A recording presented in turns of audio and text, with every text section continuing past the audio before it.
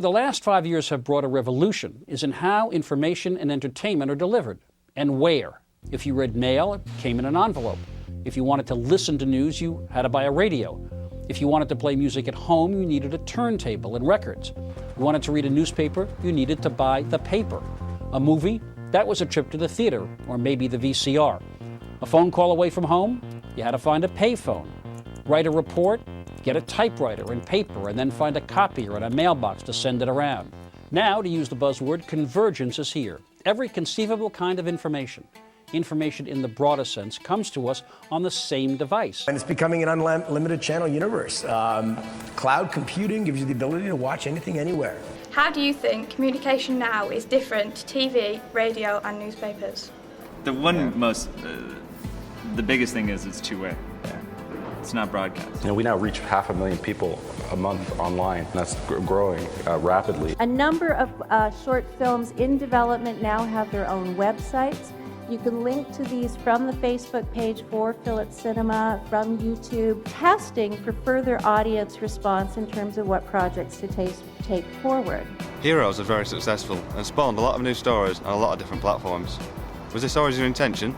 Well, you're always trying to explore transmedia forms of storytelling. When I created Heroes, I pitched it with the idea that it would have multiple extensions and that it would have content that could live on mobile and online.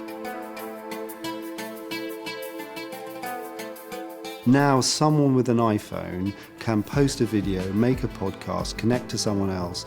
Anyone with the means of communication through a computer can have access potentially to a vast audience.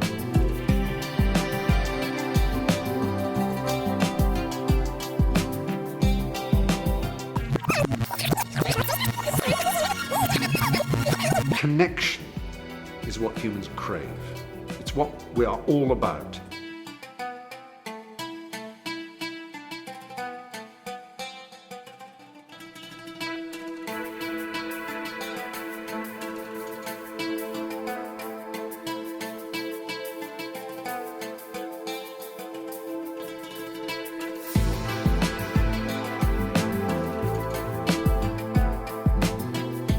The use of Twitter to have large groups congregate, and it could be for peaceful protest. That would be a good human rights use.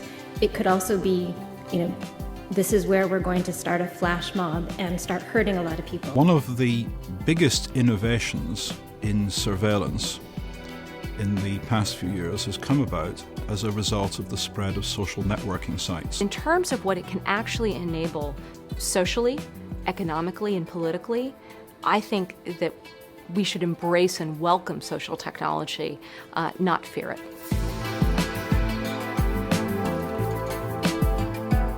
Great majority of news broadcasting sides with the powerful against the powerless. Alternative news across the political spectrum is dwarfing mainstream newspaper websites, mainstream television network sites. As corporations take a tighter control of the mass media, is television and entertainment media converging into a monopoly, dragging the internet down with it and ultimately hurting you, the consumer?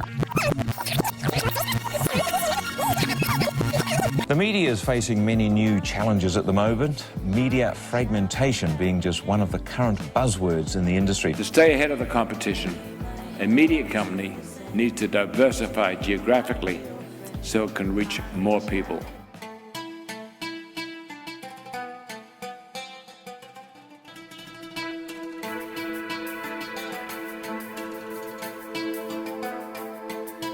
Everything like music, books, newspapers, and movies. All these industries are having severe problems today. So many of my musician friends, their royalties have just dropped and dropped and dropped. People are still getting their music more than ever before, but they're not paying.